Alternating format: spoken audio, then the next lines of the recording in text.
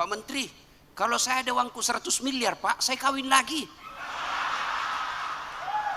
Kenapa saya dekat sama Ibu Sherly duduk? Karena saya tahu banyak peminatnya di sini. Maka saya yang harus amankan. Dia protes sama malaikat. Malaikat, kenapa banyak di sorga ini anggota dewan? Dia bilang malaikat, jangan mau ribut, reses jitu.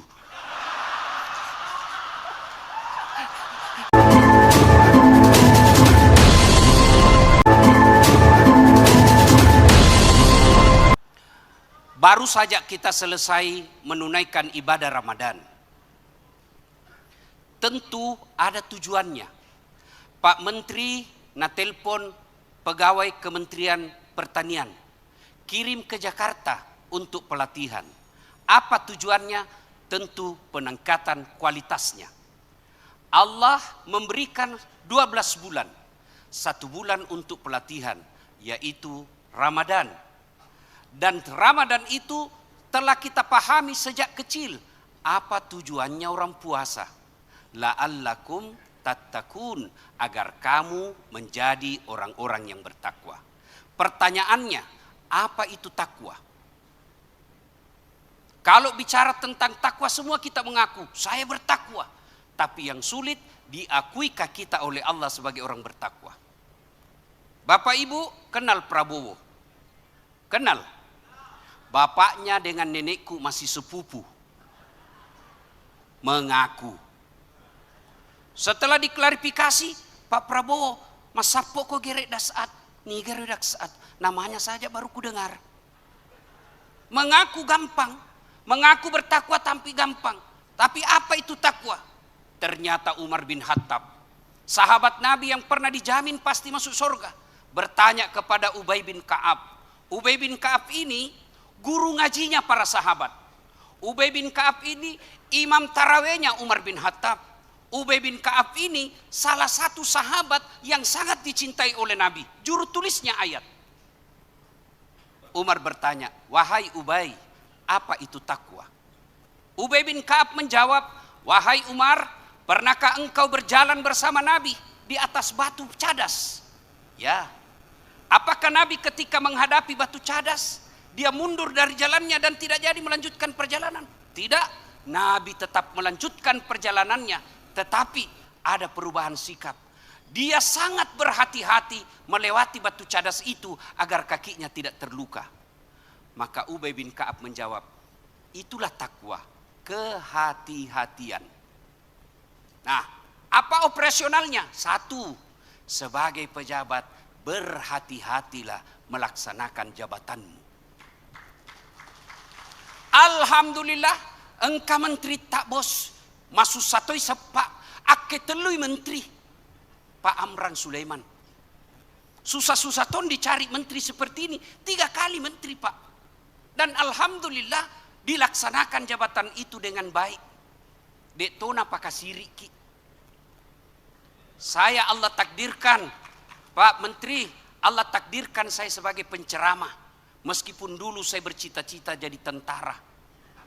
Hanya karena ceper, tidak lulus. Alhamdulillah temanku baret merah karena dia reserse di Sulawesi Barat. Saya baret putih karena jadi ustadz. Berapa tentaraku ceramai hari ini.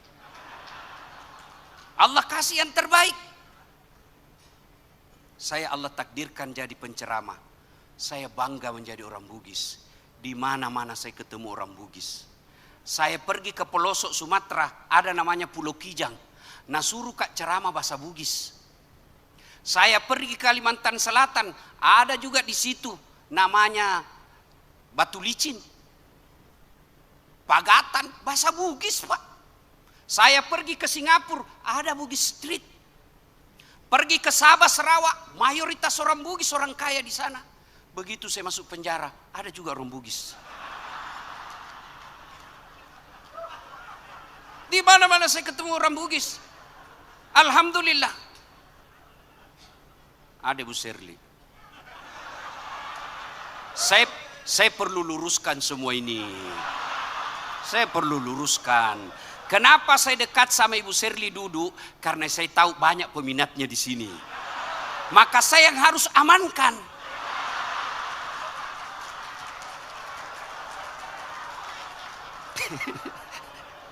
Bapak Ibu saudara-saudara, sebenarnya saya dekat dulu sama Supriyansa, tapi saya bilang ndak aman Ibu Sherly kalau ndak didekati ulama. Bapak saudara-saudara sekalian, nah hati-hati melaksanakan jabatan. Umar bin Khattab malam hari menangis, ditanya sama istrinya, mau ke Amirul Mukminin, Pak Presiden, kenapa kau menangis? Dia bilang, ada kemarin itu onta terpeleset, jatuh ke siang karena jelei jalan. Saya tidak tahu apa ku jawabkan nanti di hari akhirat. Onta jatuh karena jelek jalan. Umar bin Khattab malamnya bingung apa jawaban di hadapan Allah. Dengar Ki Pak Bupati, dengar semua Ki, kalau ada jelek jalan na terpelesek wargae, masih sakit tu mati tanai. Pak Bupati ada jawabannya. Nah bilang sudah ku kasih anggaran, DPR tidak setuju. Pernah kita dengar ceritanya anggota DPR di akhirat, kan masuk surga ini penghafal Quran. Begitu masuk surga penghafal Quran, dilihat kenapa banyak anggota dewan dalam surga. Nah banyak anggota dewan di penjara. Dia protes sama malaikat. Malaikat, kenapa banyak di surga ini anggota dewan? Dia bilang malaikat, jangan mau ribut, reses jitu.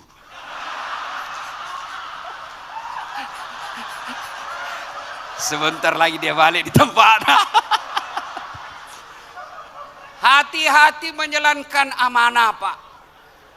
Allah Subhanahu wa taala memaparkan kepada kita, ita ko pejabat siaga egana toi pakatuna nasabat jabatanna, mancaji bupati ceput duitna, habis duitnya ratusan miliar, hanya akhirnya masuk penjara. Allah telah memaparkan banyak OTT, dan saya yakin mereka yang ditangkap itu tidak sedikit uangnya habis untuk jabatannya. Capuk habis uangnya. 50 miliar, 100 miliar, jadi bupati, akhirnya ditahan KPK, dipermalukan sama suatu keluarga. Silus suruhku mana, engkau mencaji pejabat, rita nana tawe, ajak mu pakasiri yogi.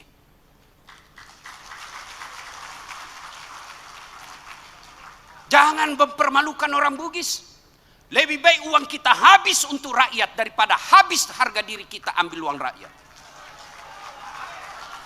Ya roya sangogi pas sompet siri na pace. Masiri kok. Kau capuk duimu mencaji pejabat penjara kok. 60 miliar habis 100 miliar. Oh, Pak Menteri, kalau saya ada uangku 100 miliar, Pak, saya kawin lagi. Saya sogok mama necek 20 miliar goyam yo takna. Ini 20 miliar tabung mako, saya mau kawin lagi, nah bilang kawin mako lagi.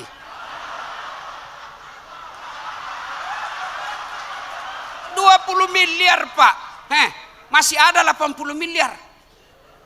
10 miliar saya pakai pergi bulan madu, keliling Eropa, masih ada 70 miliar Pak.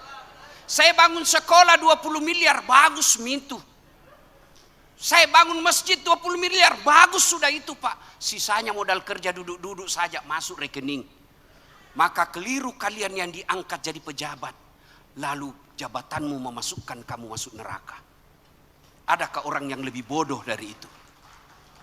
Maka wajar ketika Allah berfirman, sungguh manusia bodoh lagi menganiaya dirinya. 2. Hati-hati menggunakan lisan. Hati-hati menggunakan lisan. Ugi emak kadai pakesingi ampe-ampemu. Tidak ada orang hina karena tutur katanya lembut, dan tidak ada orang mulia karena kasar ngomongnya. Umar bin Khattab keras Pak. Bahkan jin sekalipun, iblis sekalipun takut ketemu dengan Umar bin Khattab. Tapi tidak ada pernah kita dengar Umar kasar ngomong. Tegas tidak berarti kasar dan kurang ajar. Mahasiswa saya Pak, saya kasih konsekuensi. Kalau dia terlambat, kesepakatan jam 10 masuk, terlambat 10 menit tidak boleh masuk. Dia datang, Assalamualaikum Ustaz. Waalaikumsalam. Aduh, jam berapa mestinya masuk, Dek? Jam 10 Ustaz. Jam berapa Mini, Dek? 10 lewat 10. Di luar makin saja dulu, Dik. Nanti baru kita ketemu lagi. Enak perasaannya. Kenapa? Saya menerapkan aturan tidak mesti kasar. Coba kalau saya kasar, bodoh memang kau, keluar kau. Begitu keluar, nak kasih kempes bawa mobilku. Pakesinya di Adamu. Rasulullah, tuan-tuan, saya perlu luruskan lagi ini pelajaran yang sangat berharga dari Rasulullah ketika beliau hijrah dari Mekah ke Madinah, kemudian mau memperbaiki struktur masyarakat di Madinah. Ada 5 perintah Rasulullah yang menjadi perintah harian pada saat itu. Satu di antaranya, ahsin kalamaka, haluskan tutur katamu. Zaman medsos Pak, hati-hati bertutur. Banyak orang jadi hina gara-gara mulutnya. Maka hati-hati. Maka itu sehingga perlu adanya staf ahlinya itu pejabat. Itu penting ada staf karena di kode habis waktu. Bapak Ibu saudara-saudara sekalian, pada akhirnya karena waktu terbatas, saya bangga menjadi orang Bugis. Di mana-mana kita alhamdulillah mengangkat harkat dan martabat. Ciri-ciri orang Bugis kalau merantau Pak, pasti malabo, pasti dermawan. Salah satu ciri orang Bugis, saya keliling, Allah takdirkan saya jadi penceramah. Apalagi kalau mau pilkada, saya paling laris Pak. Di mana-mana KKSS diperebutkan. Kenapa? Karena kalau dia jadi tim sukses, tidak ngambil uangnya orang Pak. Dia habis uangnya untuk kasih menang orang. Masih rik itu kekale balik otomu. Itu orang Bugis Pak. Alhamdulillah, bersyukur kita jadi orang Bugis. Satu, begitu kita sebut orang Bugis pasti Islam. Orang apa kok? Bugis, pasti orang Islam. Orang apa? Jawa, belum tentu. Itulah, alhamdulillah, kita Bugis. Maka ajak mau pakai siri-siri. Bagus sekali. Tadi bahasanya. Sompek macapak deceng, lisu mapa deceng. Itulah orang Bugis. Alhamdulillah, karena waktu yang terbatas, akhirnya saya ingin berpantun. Tolong ucapkan cakep. Ibu Serli naik perahu. Yang penting kita bersatu. Ibu Serli naik gerobak. Yang penting kita kompak. Ibu Serli masih janda. Urusannya Pak Menteri.